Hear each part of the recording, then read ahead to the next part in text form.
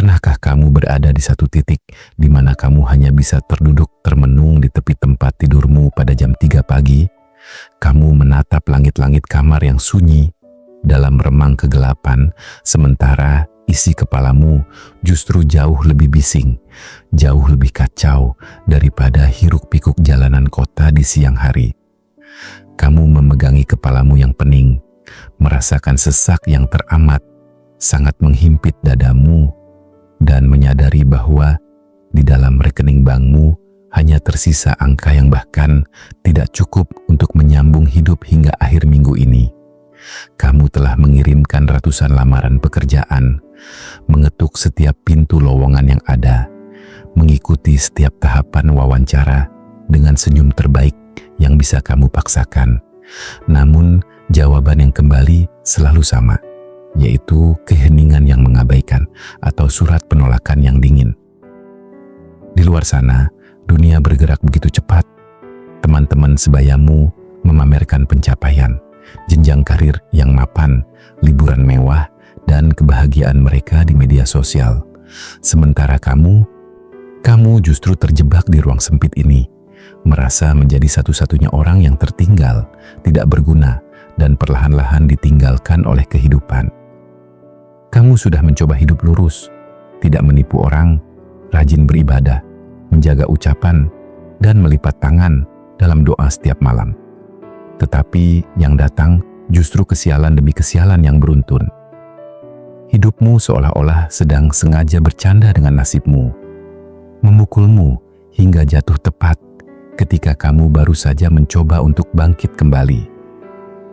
Pada titik keputusasaan yang terdalam ini, sebuah pertanyaan yang paling tabu perlahan-lahan muncul dari dasar hatimu. Tuhan, apakah Engkau benar-benar adil? Mengapa mereka yang tidak pernah menyebut namamu, yang hidupnya acuh tak acuh, bahkan seringkali merugikan sesama, justru mendapatkan limpahan materi, kemudahan, dan kehidupan yang tampak begitu sempurna? Mengapa aku yang tertatih-tatih menjaga integritas, berbuat baik, dan memelihara iman, justru dibiarkan kelaparan, menganggur, dan kehilangan kebahagiaan? Rasa lelah ini bukan lagi sekadar fisik yang butuh tidur, melainkan kelelahan eksistensial yang membakar jiwamu menjadi abu kekecewaan yang kelam. Kamu ingin marah, bukan karena kamu membencimu, melainkan karena kamu merasa dikhianati oleh sebuah harapan besar yang selama ini kamu peluk erat di dalam hatimu. Kamu merasa seolah-olah Tuhan sedang menutup matanya rapat-rapat saat perahu kehidupanmu karam dihantam ombak kenyataan ekonomi yang begitu kejam.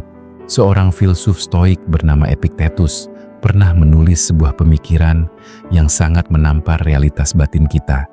Dia berkata bahwa bukan hal-hal eksternal yang membuat manusia menderita, melainkan cara mereka memandang dan menginterpretasikan hal-hal tersebut.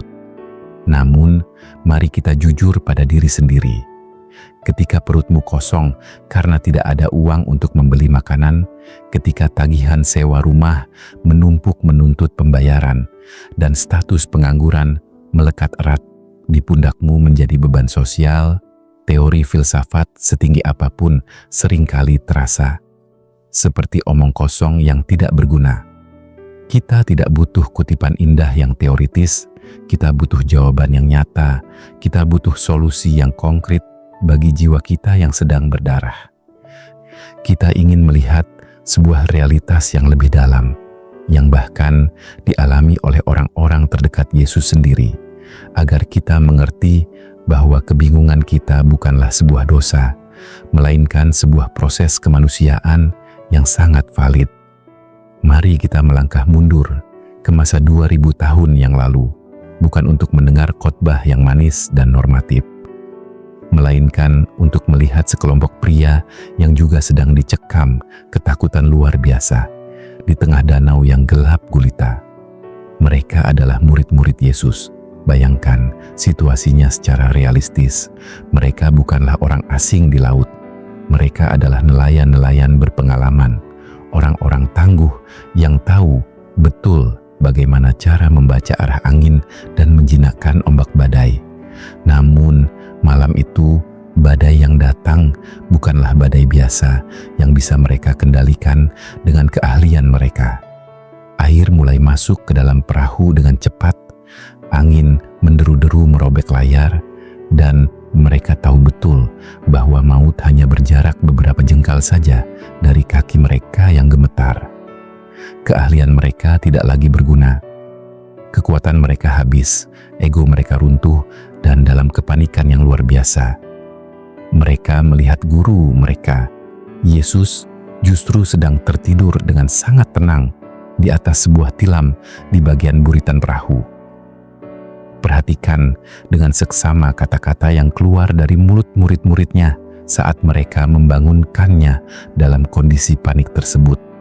Mereka tidak berkata dengan kalimat teologis yang sopan. Mereka tidak berdoa dengan penuh iman yang dewasa. Sebaliknya, mereka berteriak dengan amarah, protes, dan keputusasaan yang telanjang. Mereka berkata, "Guru, engkau tidak peduli kalau kita binasa." Kalimat itu bukanlah sebuah doa yang manis. Itu adalah sebuah gugatan langsung kepada hati Yesus. Itu adalah curhatan hati yang menuduh Yesus tidak memedulikan keselamatan nyawa mereka yang sedang di ujung tanduk.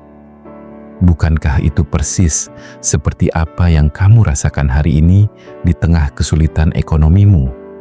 Kamu berteriak di dalam hatimu, menuduh Tuhan tidak peduli saat tabunganmu habis, saat masa depanmu hancur, dan saat kebahagiaanmu lenyap direnggut keadaan. Dan apa yang Yesus lakukan? Dia tidak memarahi mereka karena kemarahan mereka. Dia bangun, menghardik angin dan danau itu hingga menjadi reda dan teduh sekali. Baru setelah itu, dia bertanya kepada mereka, mengapa mereka begitu takut dan mengapa mereka tidak percaya. Mukjizat itu terjadi bukan setelah mereka memperlihatkan iman yang sempurna, melainkan terjadi di tengah-tengah kemarahan dan keputusasaan mereka yang paling jujur. Yesus tidak membuang mereka karena mereka memprotesnya. Dia justru menyatakan kuasanya di titik terendah kemanusiaan mereka yang paling rapuh. Untuk menuntun jiwamu yang sedang bergolak karena rasa ketidakadilan ini, mari kita renungkan 5 ayat Alkitab yang berbicara langsung pada inti masalahmu sebagai sauh yang menahan perahumu agar tidak hanyut. Ayat pertama, Yeremia 12 ayat 1. Nabi Yeremia merasakan kebingungan dan kemarahan yang sama seperti yang kamu rasakan hari ini saat menganggur dan kesulitan materi.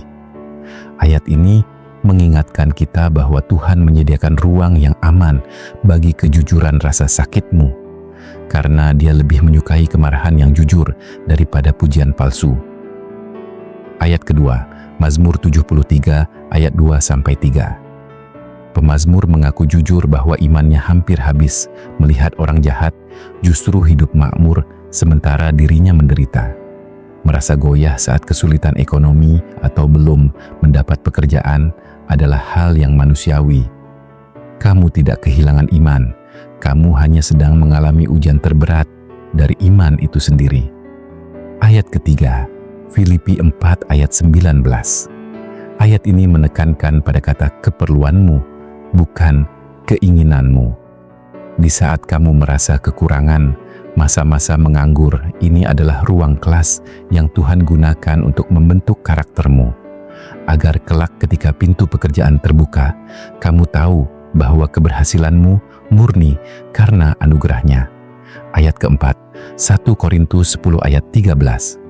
Ketika kamu merasa tidak kuat lagi, ingatlah bahwa Tuhan tahu persis kapasitas beban jiwamu. Badai ekonomi saat ini memang berat, tetapi kekuatan dalam dirimu jauh lebih besar dari yang kamu duga. Kamu sedang ditempa untuk menjadi pribadi yang tahan uji. Ayat kelima, Habakuk 3 ayat 17-18. Ini adalah puncak iman yang radikal. Habakuk menggambarkan krisis ekonomi total. Namun, dia memilih tetap bersukacita karena Tuhannya tidak berubah. Kebahagiaan sejati tidak digantungkan pada nominal di rekening bank, melainkan pada kenyataan bahwa kamu masih memiliki Tuhan. Mari, dimanapun kamu berada saat ini, dengan hati yang remuk redam karena beban ekonomi yang berat, kita bawa seluruh kejujuran batin kita di dalam doa. Bapa di dalam surga, Engkau melihat anakmu yang sedang mendengarkan perenungan ini. Engkau tahu setiap lamaran pekerjaan yang ditolak, air mata saat melihat dompet yang kosong, dan rasa sesak di batinnya. Tuhan, kami mengaku dengan jujur bahwa kami lelah dan merasa Engkau tidak adil. Ampuni amarah kami karena kekuatan manusiawi kami telah habis tak bersisa.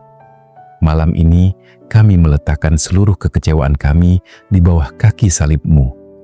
Kami teringat akan murid-murid-Mu yang ketakutan di tengah badai, dan kami tahu Engkau pun ada di dalam perahu kehidupan kami ini. Bangunlah ya Tuhan, hardiklah badai ekonomi yang mencekik kami, bukakanlah pintu pekerjaan yang layak, dan kembalikanlah sukacita yang telah lama hilang. Kami memilih untuk tetap bertahan, karena kami tahu Engkau adalah Allah yang setia, yang tidak akan pernah membiarkan anak-Mu binasa. Peganglah tangan kami yang gemetar ini, dan berikan kami kekuatan baru untuk esok hari. Di dalam nama Tuhan Yesus Kristus, kami berdoa dan berserah penuh. Amin. Terima kasih telah meluangkan waktu malam ini bersama kami di Jejak Terang. Badai terdahsyat sekalipun pasti memiliki titik akhir untuk mereda. Dan Yesus yang memegang kendali atas angin dan ombak juga sedang memegang kendali atas masa depanmu. Tetaplah melangkah, fajar anugerahnya pasti akan menyingsing. Tuhan Yesus memberkati.